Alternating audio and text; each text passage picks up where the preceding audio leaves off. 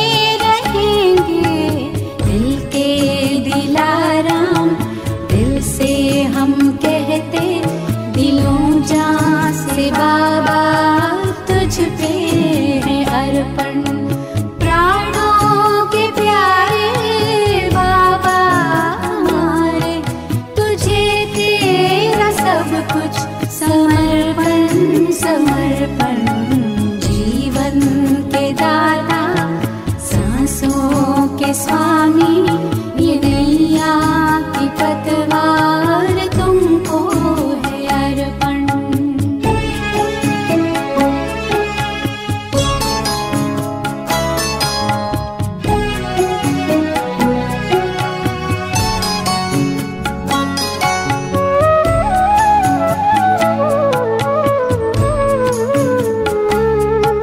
नहीं पास अपने देने के काबिल, दाता विधाता को क्या दे सकेंगे।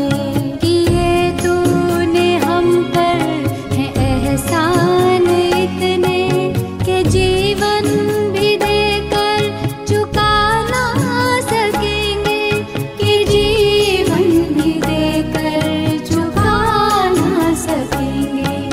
ये मैंपन मेरापन, ये कखपन, ये जीवन, ये संकल्प हर बोल अर्पण है धड़कन।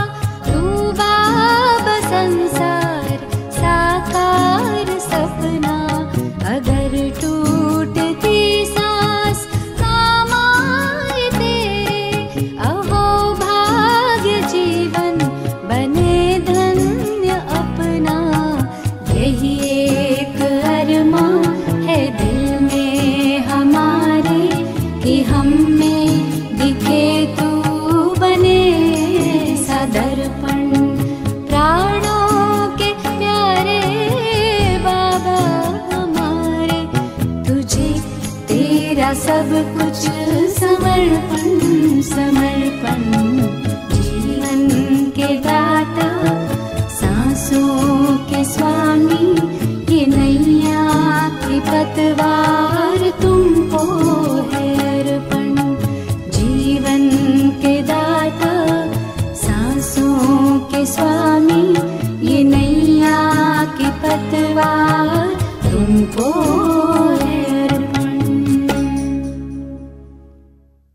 ओम शांति। शास्त्रों में गायन है कि जब ब्राह्मण यज्ञ रचते थे तो उस यज्ञ में असुर विघ्न डालते थे, परंतु वास्तविकता ये है कि सारे कल्प में एक बार संगम युग पर स्वयं रुद्र भगवान आकर राजस्व अश्वमेध यज्ञ रचते हैं, जिस यज्ञ में बाबा रचने के लिए सर्वप्रथम ब्रह्मा मुख से हम ब्राह्मण आत्माओं को उत्पन्न करते हैं, हमारी रचना करते हैं, और साथ ही इस यज्ञ में हमारा तन, मन, धन, समय, श्वास, संकल्प सब सूक्ष्म और स्थूल सर्व सामग्री सदाकाल के लिए इस यज्ञ के अंदर स्वाहा हो जाए, ताकि एक नई दुनिया का आगाज हो सके। इसकी श्रीमत देते हैं, और इस श्रीमत का हम आत्माएं जितना पालन करते हैं उतना न केवल हमें जन्म जन्मांतर के लिए श्रेष्ठ भाग्य की, श्रेष्ठ प्रारब्ध की प्राप्ति होती है, अपितु साथ ही हमें बाबा का वरदान, बाबा का प्यार और संगम युग पर बाबा से अविनाशी प्राप्तियां भी होती हैं। तो आज की मुरली इस यज्ञ को बहुत ही विस्तार पूर्वक समझा रही है, और इस यज्ञ में अपना सर्वस्व अर्पित करने का महत्व क्या है वो भी बता रही है। बहुत ही ध्यान से आत्मिक स्थिति में स्थित होकर सुनेंगे प्यारे बाबा के मधुर महावाक्य। आज है 18 तारीख 18 जून 2025। बाबा के महावाक्य हैं, मीठे बच्चे, यह रुद्र ज्ञान यज्ञ स्वयं रुद्र भगवान ने रचा है। इसमें तुम अपना सब कुछ स्वाहा करो, क्योंकि अब घर चलना है। प्रश्न है, संगम युग पर कौन सा वंडरफुल खेल चलता है? उत्तर है, भगवान के रचे हुए यज्ञ में ही असुरों के विघ्न पड़ते हैं। यह भी संगम पर ही वंडरफुल खेल चलता है। ऐसा यज्ञ फिर सारे कल्प में नहीं रचा जाता। यह है राजस्व अश्वमेध, स्वराज्य पाने के लिए। इसमें ही विघ्न पड़ते हैं। हम कोशिश करते हैं कि हमारी कर्मेंद्रियों पर संपूर्ण नियंत्रण हो जाए, और माया क्या करती है? वो चाहती है कि हम कोई ना कोई अवज्ञा करें, ना कुछ ऐसा कार्य करें जिससे हमारा पापों का खाता जो है वो बढ़ता जाए। बाबा कटवाते हैं, माया बनवाती है, तो ये खेल चलता रहता है। ओम शांति। तुम कहाँ बैठे हो? इनको स्कूल अथवा यूनिवर्सिटी भी कह सकते हो। विश्वविद्यालय है जिसकी ईश्वरीय ब्रांचेस हैं। बाप ने बड़े ते बड़ी यूनिवर्सिटी खोली है। शास्त्रों में रुद्र यज्ञ नाम लिख दिया है। शास्त्रों में जो लिखा हुआ है ना नाम, वो क्या है? रुद्र ज्ञान यज्ञ। वो भी लंबा है, राजस्व अश्वमेध। तो बाबा कहते हैं शास्त्रों में रुद्र यज्ञ नाम लिख दिया है। इस समय तुम बच्चे जानते हो, शिव बाबा ने यह पाठशाला अथवा यूनिवर्सिटी खोली है। तो यज्ञ भी है, पाठशाला भी है, यूनिवर्सिटी भी है। ऊंच ते ऊंच बाप पढ़ाते हैं। यह तो बच्चों की बुद्धि में याद रहना चाहिए। क्या याद रहना चाहिए? भगवान हमको पढ़ाते हैं। उनका यह यज्ञ रचा हुआ है। इसका नाम भी बाला है। क्या नाम बाला है? राजस्व अश्वमेध रुद्र ज्ञान यज्ञ। स्वराज्य, क्योंकि बाबा ने कहा राजस्व अर्थात स्वराज्य के लिए, यानी स्व पर पूरा राज्य हो जाए, कंट्रोलिंग पावर आ जाए, रूलिंग पावर आ जाए। इसीलिए ये यज्ञ रचा गया है। तो जितना जितना हम अपना तन मन धन स्वाहा करते हैं, उतना उन चीज़ों के ऊपर हमारा कंट्रोल हो जाता है ना। तो अभी क्या है, कोई भी चीज़ हमारे कंट्रोल में नहीं है, हम खुद के ही राजा नहीं हैं। परंतु जितना जितना हम बाबा को याद करते हैं, ईश्वरीय श्रीमत पर चलते हैं, अपना तन मन धन बाबा की सेवा में लगाते हैं, उतना हमारी कर्म इंद्रियों पर नियंत्रण होने लगता है। अश्वमेध, यह जो कुछ भी देखने में आता है उन सबको स्वाहा कर रहे हैं। शरीर भी स्वाहा हो जाता है। यहाँ पर अश्व कोई घोड़े की बात नहीं है, शरीर रूपी घोड़े की बात है। इस घोड़े को नियंत्रण करना है। तो बाबा ने कहा कि अश्वमेध, यह जो कुछ भी देखने में आता है, जो कुछ भी, ये शरीर, देह और देह के संबंधी, उन सबको स्वाहा कर रहे हैं। ईश्वरीय यज्ञ में हम सफल कर रहे हैं। शरीर भी स्वाहा हो जाता है। आत्मा तो स्वाहा हो नहीं सकती, आत्मा तो अविनाशी है। सब शरीर स्वाहा हो जाएंगे, बाकी आत्माएं वापस भागेंगी। यह है संगम युग। बहुत आत्माएं भागेंगी, बाकी शरीर खत्म हो जाएंगे। यह है सब ड्रामा। तुम ड्रामा के वश चल रहे हो। सब कुछ ड्रामा प्लान अनुसार होता जा रहा है। बाप कहते हैं हमने राजस्व यज्ञ रचा है। यह भी ड्रामा प्लान अनुसार रचा गया है। ऐसे नहीं कहेंगे कि मैंने यज्ञ रचा है। ड्रामा प्लान अनुसार तुम बच्चों को पढ़ाने के लिए कल्प पहले मौफिक ज्ञान यज्ञ रचा गया है। मैंने रचा है, यह भी अर्थ नहीं निकलता। ड्रामा प्लान अनुसार रचा गया है ना।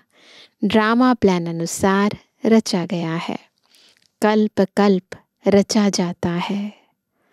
यह ड्रामा बना हुआ है ना, सब चीज़ें ड्रामा प्लान अनुसार हो रही हैं। ड्रामा प्लान अनुसार एक ही बार यज्ञ रचा जाता है। यह कोई नई बात नहीं है। ड्रामा हूबहू रिपीट हो रहा है, इसीलिए कोई नई बात नहीं है। अभी बुद्धि में बैठा है, बरोबर 5000 वर्ष पहले भी सतयुग था। अब समझ आता है कि कोई भी चीज़ नई नहीं है। आज से 5000 वर्ष पहले भी सतयुग था। अब चक्र फिर रिपीट हो रहा है। फिर से नई दुनिया स्थापन हो रही है। नथिंग न्यू, ये याद रहता है बुद्धि में। तुम नई दुनिया में स्वराज्य पाने के लिए पढ़ रहे हो। पवित्र भी ज़रूर बनना है ना। एक है स्वराज्य, फिर है पवित्रता। बनते भी वही है जो ड्रामा अनुसार कल्प पहले बने थे, अभी भी बनेंगे। साक्षी हो, ड्रामा को देखना होता है। बिल्कुल साक्षी होकर देखो संपूर्ण ड्रामा को। और फिर पुरुषार्थ भी करना होता है। बच्चों को मार्ग भी बताना है। मुख्य बात है पवित्रता की। बाप को बुलाते ही हैं कि आओ पवित्र बनाकर हमको इस छीछी दुनिया से ले जाओ। बुलाया इसीलिए बाबा को, पतित पावन आओ, है ना। और डेफिनेटली इस दुनिया के अंदर सब पतित हैं। इनको पावन बनाएंगे तो शरीरों को तो ख़त्म होना पड़ेगा, और आत्माएं भी पवित्र बनकर पवित्र धाम, शांति धाम ज़रूर जाएंगे। तो बाबा कहते हैं ऐसे ही मुझे बुलाया है आपने कि मुझे ले जाओ इस छीछी दुनिया से। बाप आए ही हैं घर ले जाने के लिए। बच्चों को पॉइंट्स तो बहुत दी जाती हैं, मुख्य बात फिर भी बाप कहते हैं मन मना भव। सबसे इम्पोर्टेंट बात है बाबा को याद करना। याद करेंगे आत्मा पवित्र बनेगी, तभी तो घर जाएगी, है ना। पावन बनने के लिए बाप को याद करते हैं, यह भूलना नहीं चाहिए। जितना याद करेंगे उतना फ़ायदा होगा। चार्ट रखना चाहिए, नहीं तो फिर पिछाड़ी में फेल हो जाएंगे, है ना। नहीं तो बाद में एंड में पता चलेगा कि कितना जमा हुआ और उस समय फेल हो जाएंगे, क्योंकि अकाउंट ही नहीं रखा, है ना। याद करते हैं फिर भूलते कितना है, फिर गफलत कितना करते हैं, वो भी तो अकाउंट रखना पड़ेगा ना।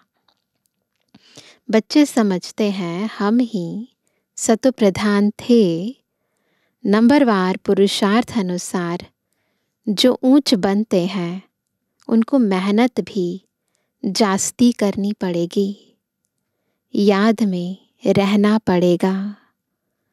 यह तो समझते हो, बाकी थोड़ा समय है, फिर सुख के दिन आने हैं। बरोबर हमारे अथाह सुख के दिन आने हैं।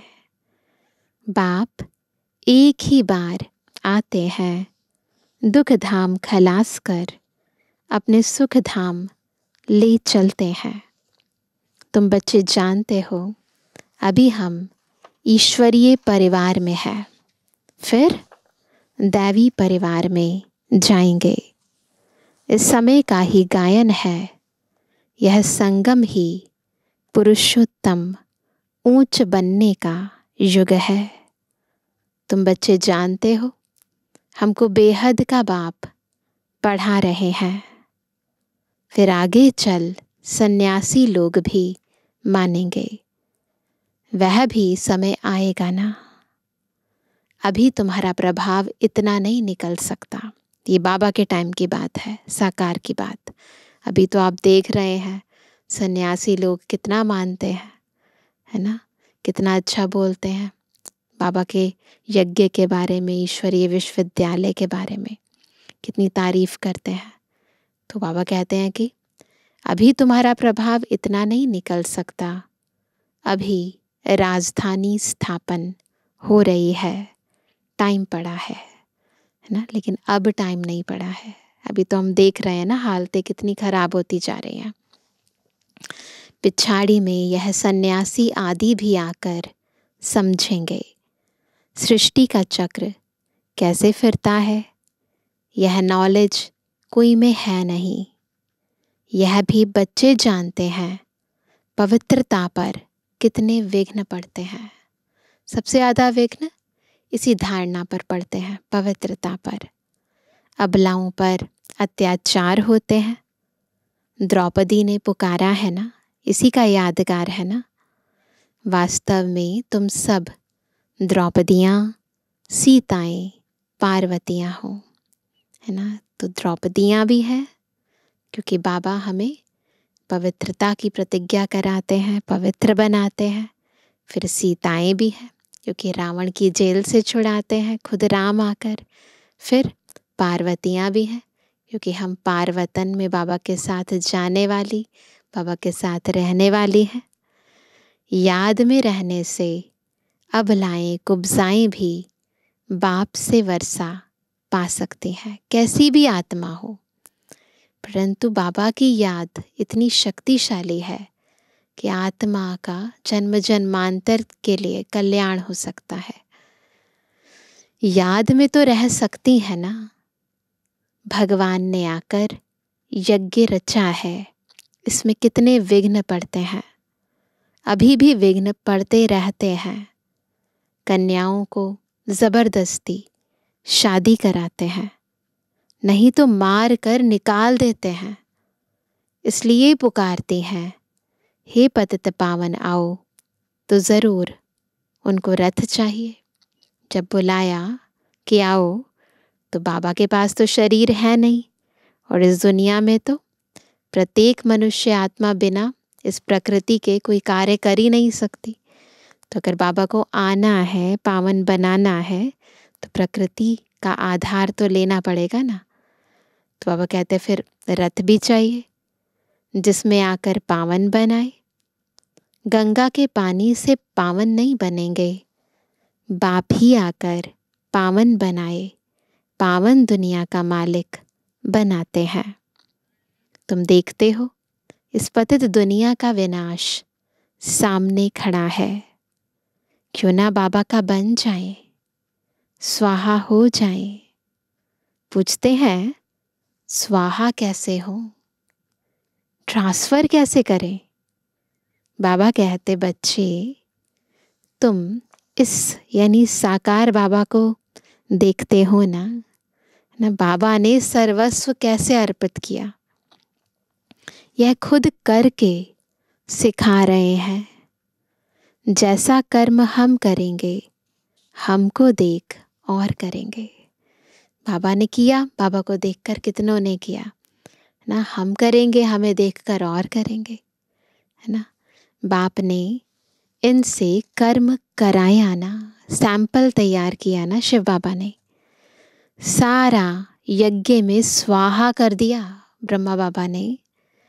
स्वाहा होने में कोई तकलीफ थोड़ी है ना, सब मन बुद्धि का खेल है। मन और बुद्धि से स्वाहा किया तो बस सब कुछ स्वाहा हो गया, है ना। यह न बहुत साहूकार न गरीब था, साधारण था। यज्ञ रचा जाता है तो उसमें खान पान की सब सामग्री चाहिए ना। यह है ईश्वरीय यज्ञ। ईश्वर ने आकर इस ज्ञान यज्ञ की स्थापना की है, तुमको पढ़ाते हैं। इस यज्ञ की महिमा बहुत भारी है। ईश्वरीय यज्ञ से ही तुम्हारा शरीर निर्वाह होता है। जो बाबा के बच्चे समर्पित होते हैं, फिर उनका इस यज्ञ से ही सारा पालन पोषण होता है, निर्वाह होता है। जो अपने को अर्पणमय समझते हैं, हम ट्रस्टी हैं, यह सब कुछ ईश्वर का है। हम शिव बाबा के यज्ञ से भोजन खाते हैं, यह समझ की बात है।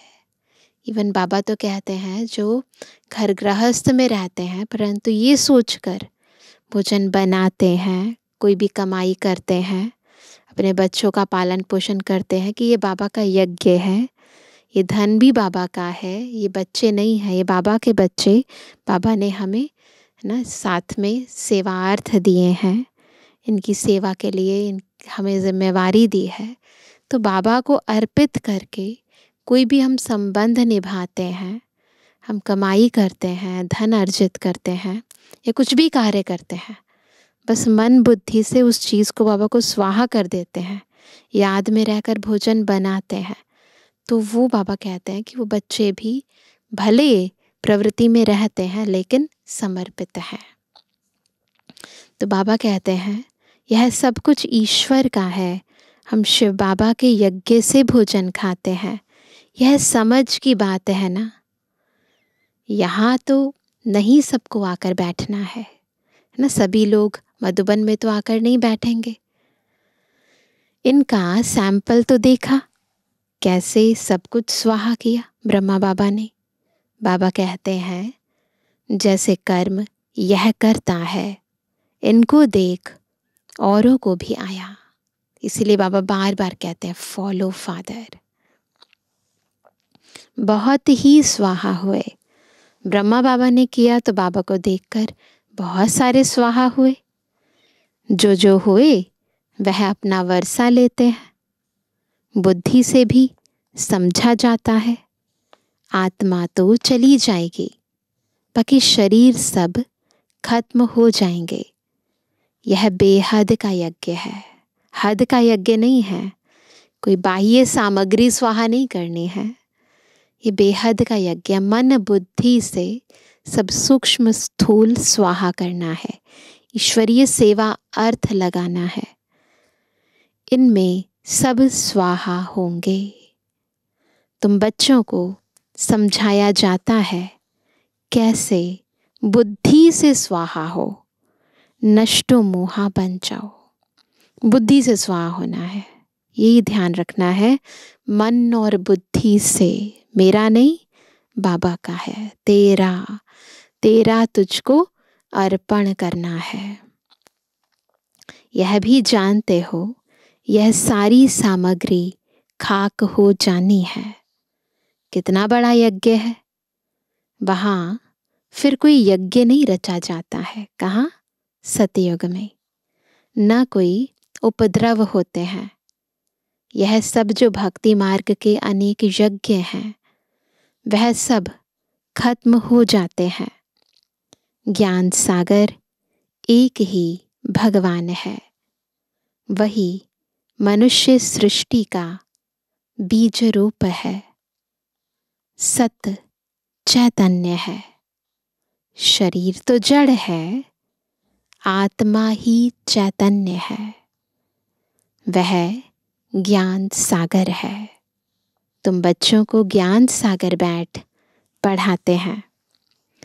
वह सिर्फ गाते रहते हैं और तुमको बाबा सारा ज्ञान सुना रहे हैं।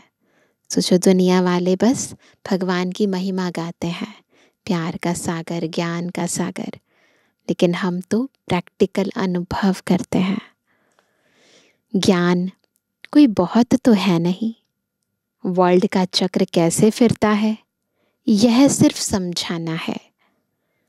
यहाँ बाप तुमको खुद पढ़ा रहे हैं। कहते भी हैं साधारण तन में प्रवेश करता हूँ। भागीरथ भी मशहूर है। साधारण तन में प्रवेश करते हैं, श्रीमद् भगवद गीता में लिखा है। फिर भागीरथ भी है, भाग्यशाली रथ भी है। जरूर मनुष्य ही होगा जिसमें बाप आएगा। उनका एक ही नाम चला आता है, शिव।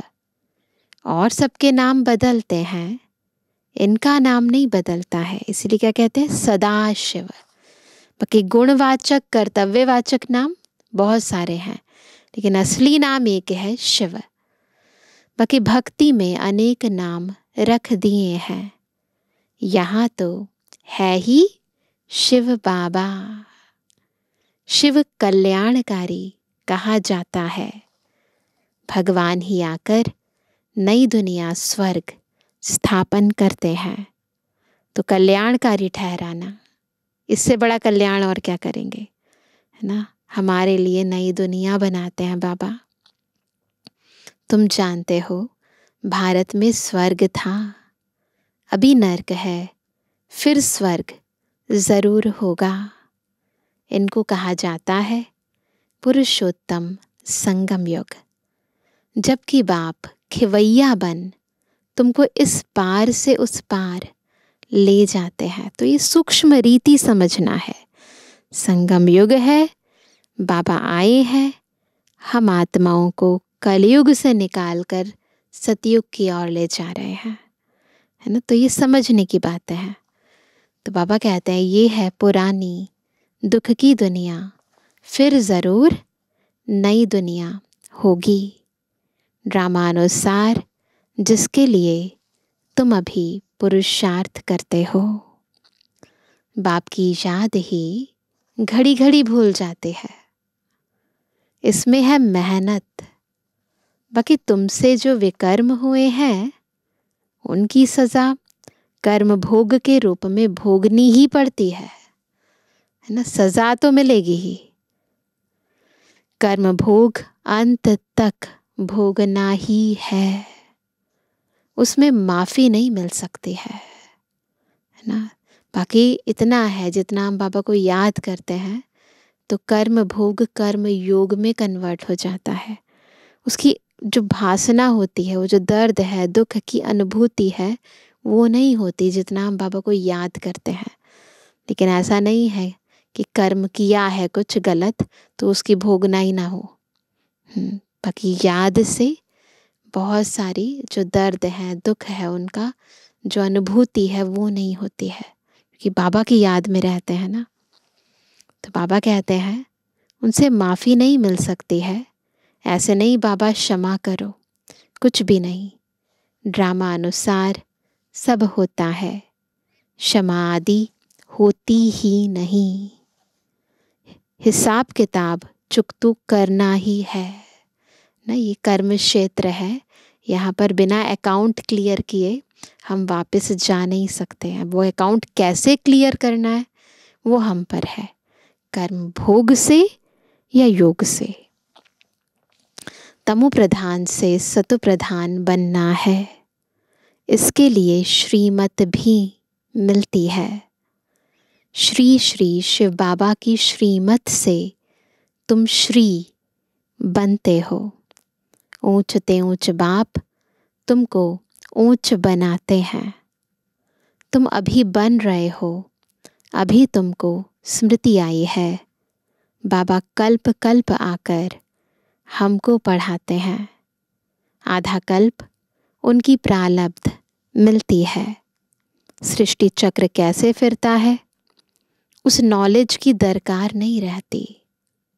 कल्प कल्प एक ही बार आकर बतलाते हैं कि यह सृष्टि का चक्र कैसे फिरता है। तुम्हारा काम है पढ़ना और पवित्र बनना। दो काम करने हैं, एक पढ़ना है, दूसरा बाबा की याद से पवित्र बनना है। योग में रहना है। बाप का बनकर और पवित्र नहीं बनेंगे तो 100 गुना दंड पड़ जाएगा। नाम भी बदनाम हो जाता है। बाबा का बनकर फिर पवित्र नहीं बनेंगे ना तो दंड बहुत मिलेगा।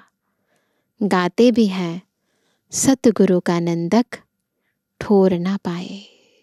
इस बात के लिए गायन है कि अगर हम बाबा के बनकर बाबा की अवज्ञा कराते हैं, बाबा का बनने के बाद है ना, तो फिर ठोर नहीं मिलेगी। ना इधर के रहेंगे ना उधर के रहेंगे, है ना। तो बाबा कहते हैं मनुष्यों को पता नहीं कि यह कौन है। सत बाप ही सतगुरु सत टीचर होगा ना। तुमको पढ़ाते वह है, सच्चा सतगुरु भी है। जैसे बाप ज्ञान का सागर है, तुम भी ज्ञान के सागर होना। बाप ने तो सारा ज्ञान दे दिया है।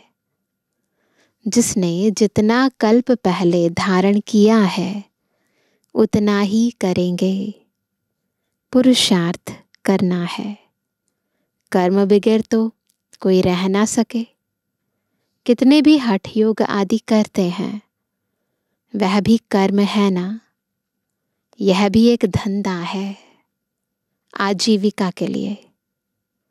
नाम होता है, बहुत पैसा मिलता है, पानी पर आग पर चले जाते हैं, सिर्फ उड़ नहीं सकते हैं। बहुत सारे साधु सन्यासी ऐसे करते हैं ना। उसमें तो पेट्रोल आदि चाहिए ना, उड़ने के लिए तो पेट्रोल चाहिए। लेकिन इनसे फ़ायदा तो कुछ नहीं, पावन तो बनते नहीं। ये सब कुछ करने से कोई फ़ायदा नहीं होता है। आत्मा कोई पवित्र नहीं बनती है। साइंस वालों की भी रेस है, वो भी दिखाते हैं अपना। उनकी है साइंस की रेस और तुम्हारी है साइलेंस की। वो साइंस की अति में जाते हैं और हम साइलेंस की अति में जाते हैं। सब शांति ही मांगते हैं। बाप कहते हैं शांति तो तुम्हारा स्वधर्म है। चाहे वो सन्यासी लोग हैं वो भी शांति ही चाहते हैं। फिर साइंस वाले भी जो भी इन्वेंशन करते हैं वो भी शांति में ही करते हैं। बाबा कहते हैं तुम क्या करते हो? तुम्हारा तो स्वधर्म ही शांति है ना। अपने को आत्मा समझो, अपने घर चलना है शांति धाम। यह है दुख धाम, हम शांति धाम से फिर सुख धाम में आएंगे। यह दुख धाम खलास हो जाना है। यह अच्छी रीति धारण कर फिर औरों को धारण कराना है। ये बात पक्की कर लेनी है। बाकी थोड़े रोज़ हैं वह पढ़ाई पढ़कर फिर शरीर निर्वाह अर्थ माथा मारना पड़ता है। दुनिया में जो पढ़ाई पढ़ते हैं तो पहले तो इतने साल पढ़ाई पढ़ी और उसके बाद फिर आजीविका के लिए नौकरी करनी पड़ती है या बिजनेस करना पड़ता है, फिर वो करना पड़ता है। तकदीरवान बच्चे फौरन निर्णय ले लेते हैं कि हमें कौन सी पढ़ाई पढ़नी है। तो ये भी भाग्य की बात है ना। उस पढ़ाई से क्या मिलता है और इस पढ़ाई से क्या मिलता है। इस पढ़ाई से तो 21 जन्मों की प्रारब्ध बनती है। तो ये भाग्य की बात है। बुद्धि से काम लेते हैं जो समझ जाते हैं इस बात को कि ईश्वरीय ज्ञान का महत्व कितना है, तो फिर वो अपना समय, शक्ति, श्वास फिर दुनिया में व्यर्थ नहीं गवाते, वो ईश्वरीय सेवा में लगाते हैं। तो ख्याल करना चाहिए कि हमको कौन सी पढ़ाई पढ़नी है। जिसको बेहद के बाप से वर्षा पाना है वह बेहद की पढ़ाई में लग जाते हैं, परंतु ड्रामा प्लान अनुसार कोई की तकदीर में नहीं है। ये भी ड्रामा प्लान अनुसार है ना। ऐसे किसी को हम दोषी नहीं ठहरा सकते कि ये क्यों और ये क्यों नहीं, सब ड्रामा प्लान अनुसार है। तो पापा कहते हैं अगर कोई की तकदीर में नहीं है तो फिर उस पढ़ाई में चटक पड़ते हैं। यह पढ़ाई नहीं पढ़ते, कहते फुर्सत नहीं मिलती। वहाँ भी तो पढ़ाई बहुत है ना। बाबा पूछते हैं कौन सी नॉलेज अच्छी, उनसे क्या मिलेगा और इनसे क्या मिलेगा। कंट्रास्ट देखो दोनों का। कहते हैं बाबा जिस्मानी पढ़ाई से क्या मिलेगा, थोड़ा करके कमाएंगे। यहाँ तो भगवान पढ़ाते हैं। हमको तो पढ़कर राजाई पद पाना है, तो ज़्यादा ध्यान किस बात पर देना चाहिए। कोई तो फिर कहते बाबा वह कोर्स पूरा कर फिर आएंगे। ये भी कहते हैं कहीं कि वो पढ़ाई कंप्लीट हो जाएगी ना फिर आएंगे। बाबा समझ जाते हैं इनकी तकदीर में नहीं है ना। क्या होना है सो आगे चल देखना है। समझते हैं शरीर पर भरोसा नहीं है, तो फिर सच्ची कमाई में लग जाना चाहिए ना। समय का क्या भरोसा। जिसकी तकदीर में है वही अपनी तकदीर जगाएंगे। पूरा जोर लगाना है। हम तो बाप से वर्षा लेकर ही छोड़ेंगे, तो पूरा जोर लगाना चाहिए। बेहद का बाबा हमको राजाई देते हैं, तो क्यों ना यह एक अंतिम जन्म हम पवित्र बनेंगे। इतने ढेर बच्चे पवित्र रहते हैं। बाबा के कितने सारे बच्चे हैं पवित्र रहते हैं ना। झूठ थोड़ी बोलते हैं। सब पुरुषार्थ कर रहे हैं, पढ़ रहे हैं, फिर भी विश्वास नहीं करते। बेहद का बाप आते ही तब है जब पुरानी दुनिया को नया बनाना होता है। पुरानी दुनिया का विनाश तो सामने खड़ा है। यह बहुत क्लियर है। समय भी बरोबर वही है। अनेक धर्म भी हैं। सतयुग में होता ही एक धर्म है। यह भी तुम्हारी बुद्धि में है। तुम्हारे में भी कोई है जो निश्चय अर्जुन कर रहे हैं। अरे निश्चय करने में टाइम लगता है क्या। शरीर पर भी भरोसा थोड़ी है। कईयों को निश्चय करने में ही बहुत टाइम लग जाता है। पापा कहते हैं इतना टाइम है कहाँ। ज़रा भी चांस गंवाना नहीं चाहिए। किसकी तकदीर में नहीं है तो ज़रा भी बुद्धि में आता नहीं है। तो ये भी एक तकदीर का खेल है, ड्रामा का खेल है। अच्छा मीठे किसी के लिए जवानी बच्चों पे जुबानी बाप दादा का दिल जान सको प्रेम से नंबरवार प्रसाद अनुसार यादगार और रूहानी बच्चों की रूहानी बाप दादा को गुड मॉर्निंग, नमस्ते नमस्ते नमस्ते।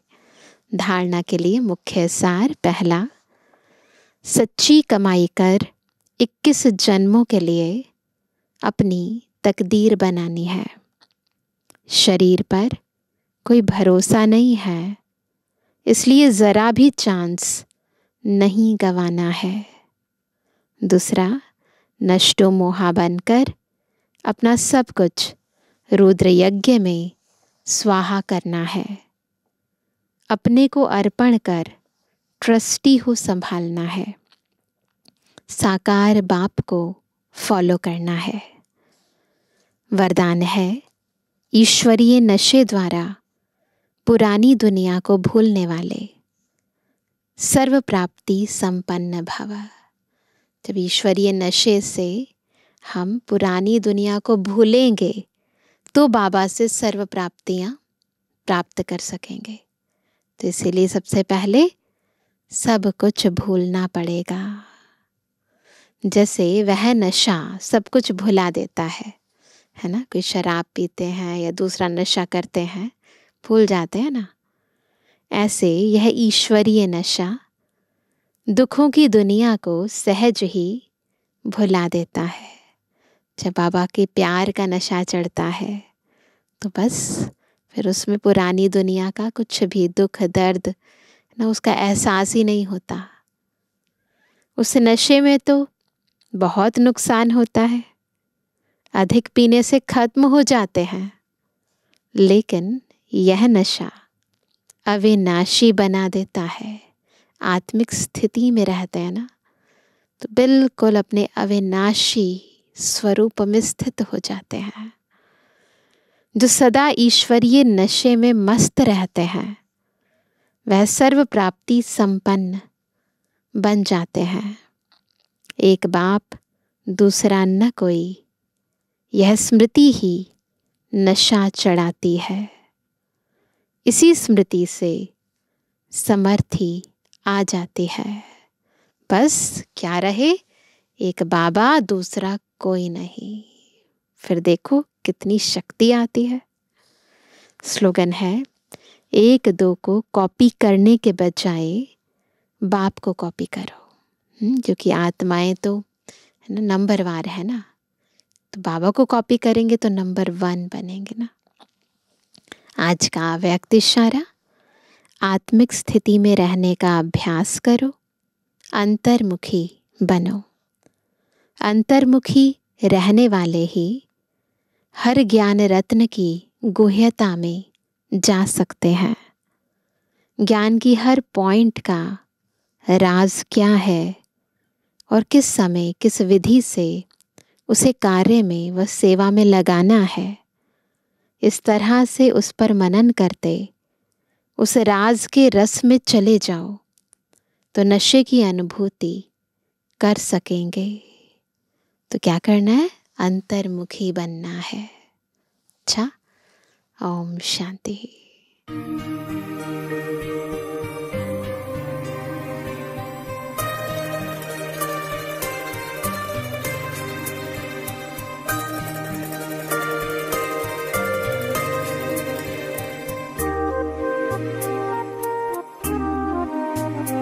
जो प्यार मिला मुझे तुमसे,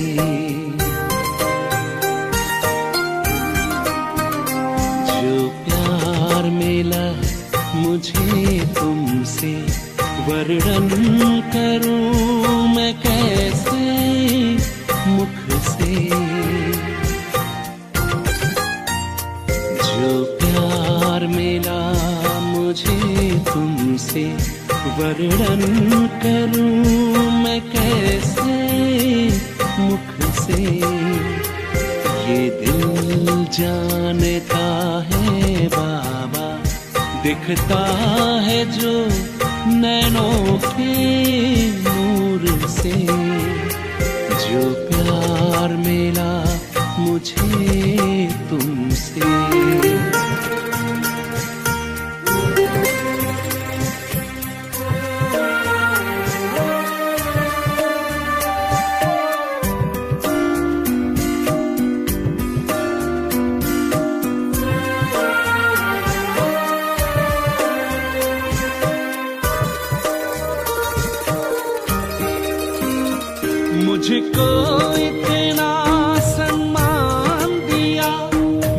लाडले कह दुलार दिया।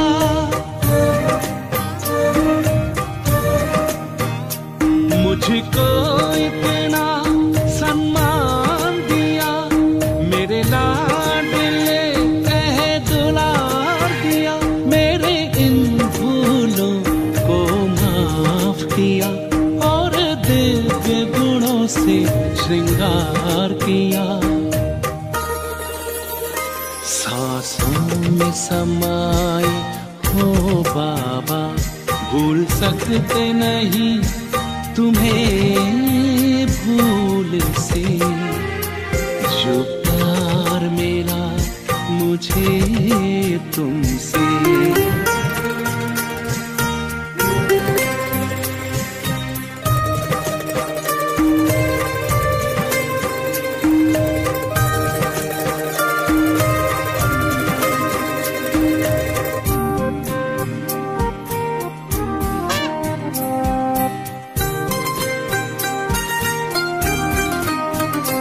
तन है यहाँ मेरा मन है वतन, उड़ता हूँ मैं अब बाबा के संग।